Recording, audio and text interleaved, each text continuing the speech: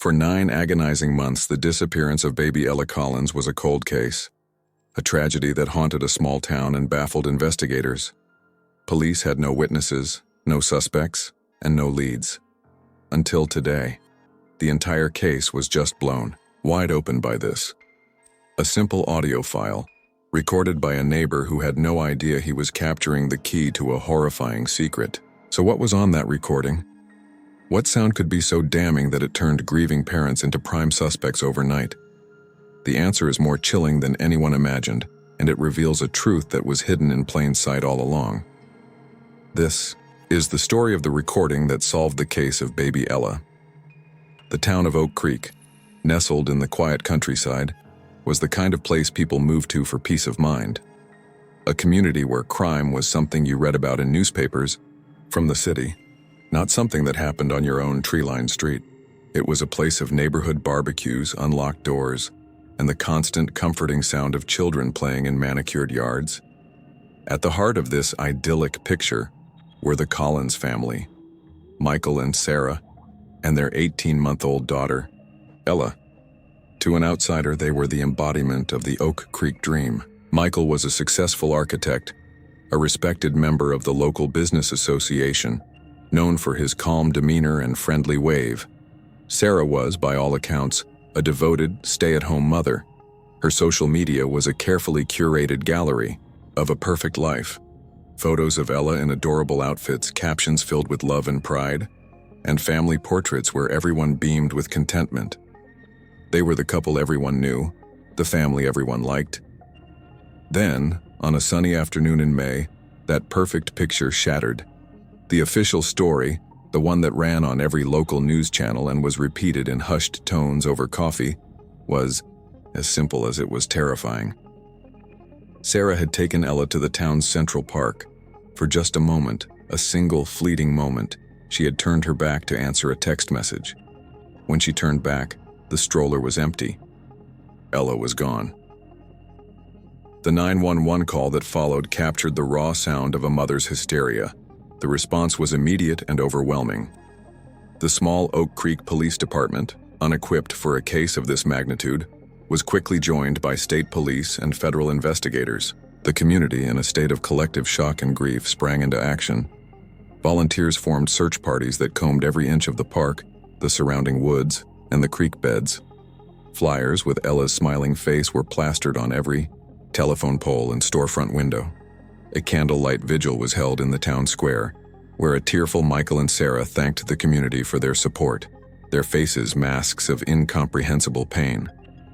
For weeks, the town held its breath, praying for a miracle, for the safe return of the little girl they all felt they knew.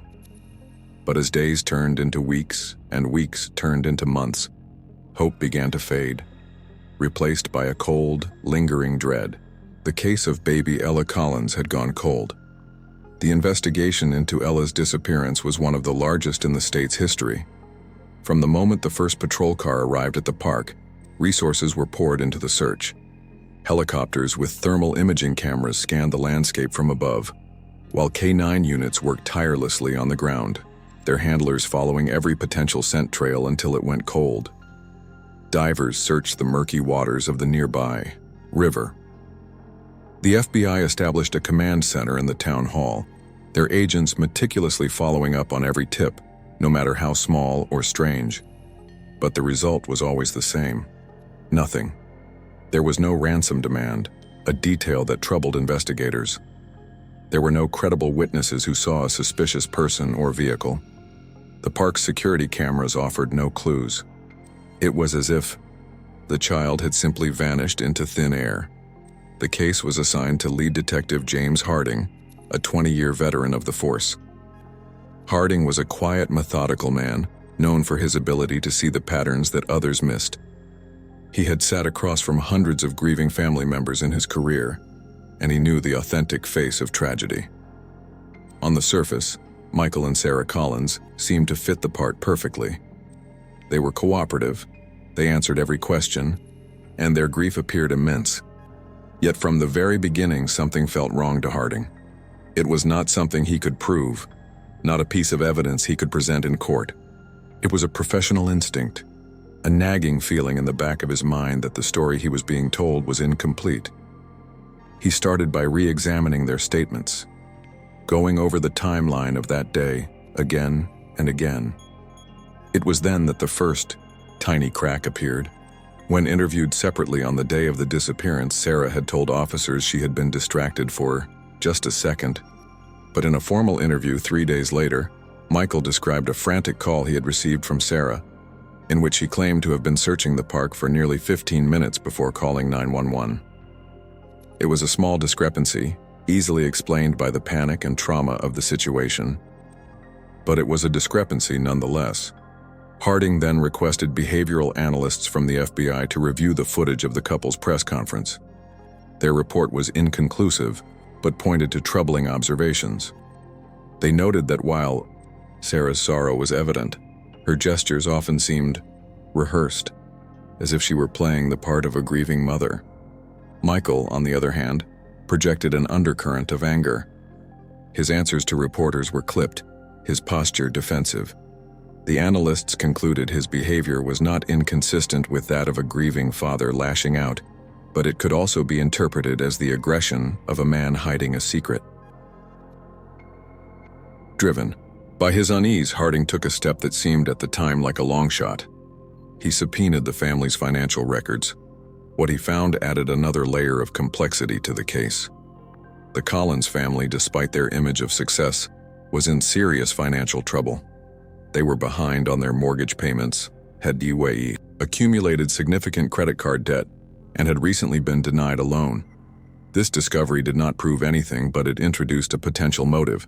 A desperate situation can make people do desperate things.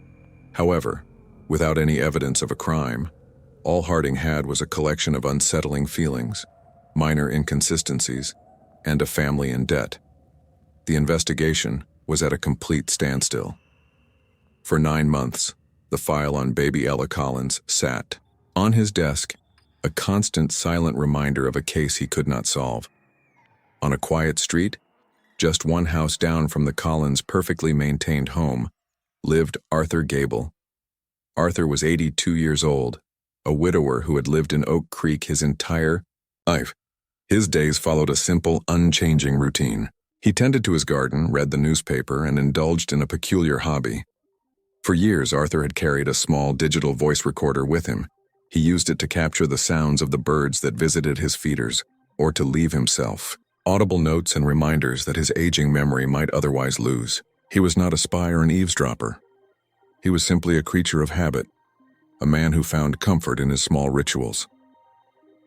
9 months after Ella's disappearance, Arthur was sitting at his kitchen table, performing his weekly task of clearing old files from his recorder to make space for new ones.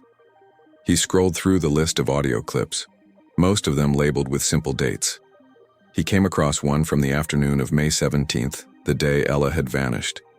He remembered that day vividly, the sudden wail of sirens that had shattered the neighborhood's tranquility. Curious, he pressed play. The recording began with the familiar chirping of sparrows. Then, faintly in the background, he could hear a sound from next door. It was a muffled argument. Living so close, he was used to the ambient sounds of his neighbors' lives, but this was different. There was a desperate, panicked quality to the voices that caught his attention. He could not make out the words, but the tone was unmistakable. At the time, he had thought little of it. But now, with the knowledge of what happened that day, a cold unease settled over him. For 2 days, Arthur debated what to do. It was probably nothing. He did not want to bother the police with a vague, muffled sound. He certainly did not want to cast any suspicion on his grieving neighbors. But his conscience gnawed at him. What if it was not nothing? On the 3rd day, he put the small recorder in a plastic bag, drove to the police station, and handed it to the officer at the front desk, explaining, "I do not know if this is anything, but I think you should hear it." That small plastic bag landed on Detective Harding's desk. He took the recorder to the department's audio forensics lab.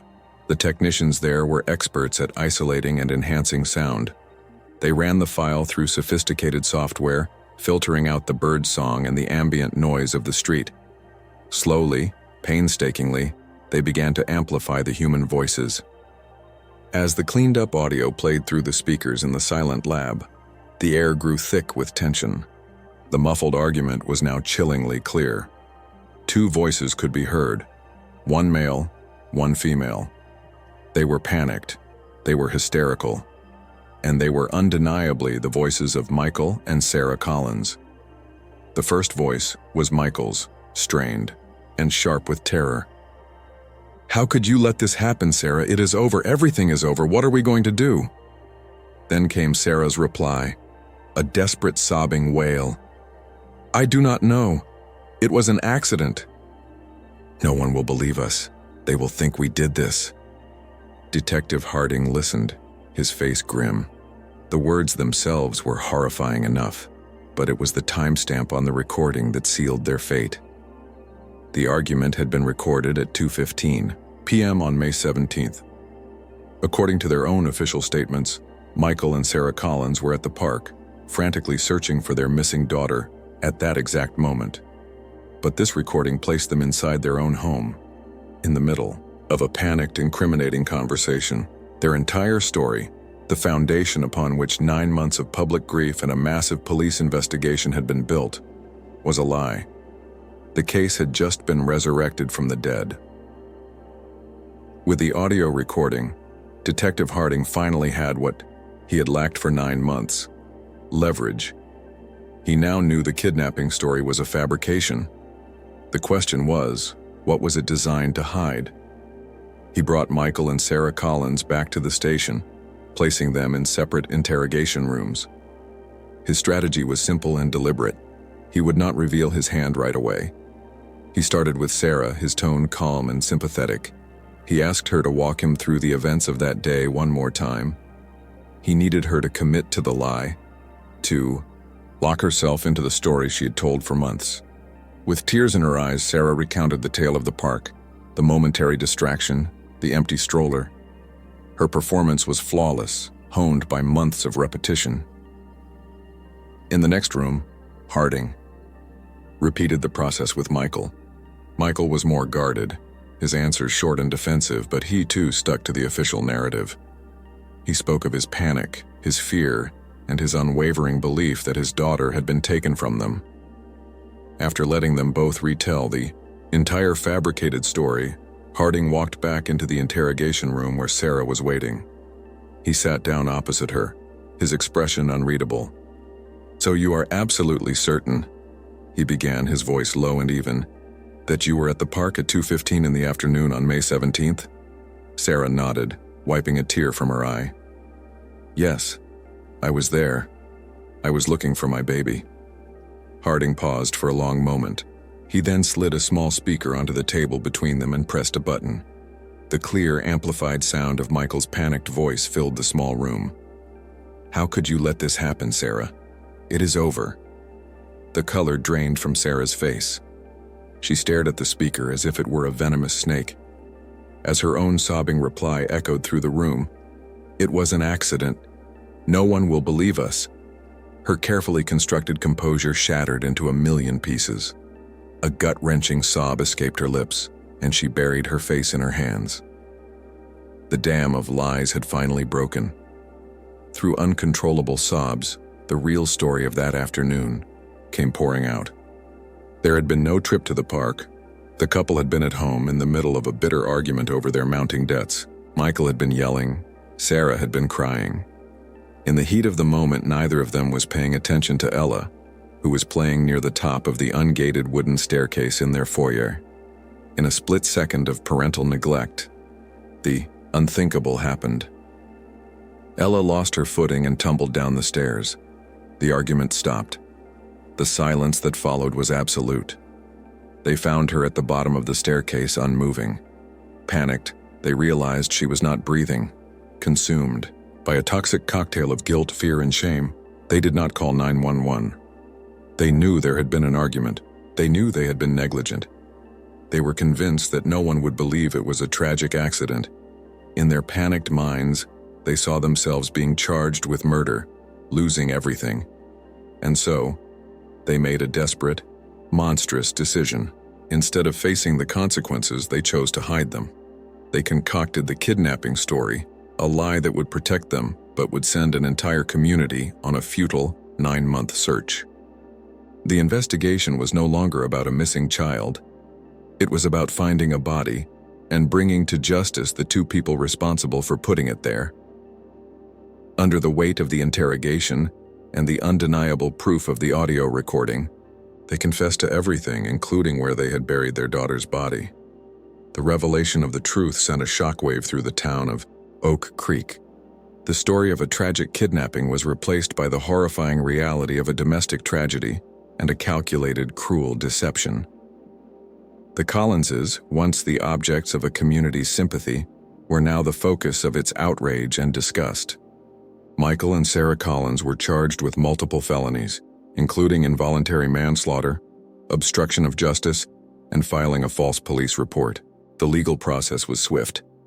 Faced with the irrefutable evidence of the audio recording and their own confessions, they accepted a plea deal, receiving lengthy prison sentences for their crimes.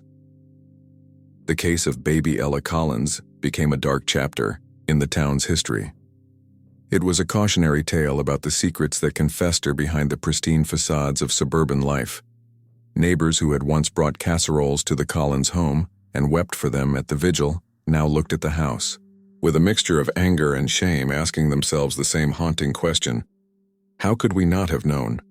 This case serves as a stark and painful reminder that the greatest dangers are not always the strangers we are taught to fear.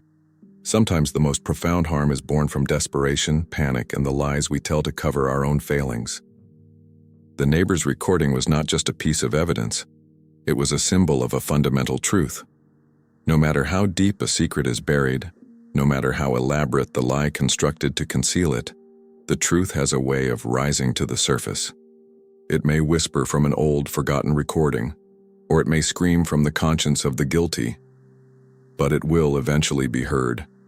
Every child deserves to have their story told, especially when they can no longer tell it themselves. And every community has a responsibility to listen, not just to the cries for help, but to the silences that can be even more deafening.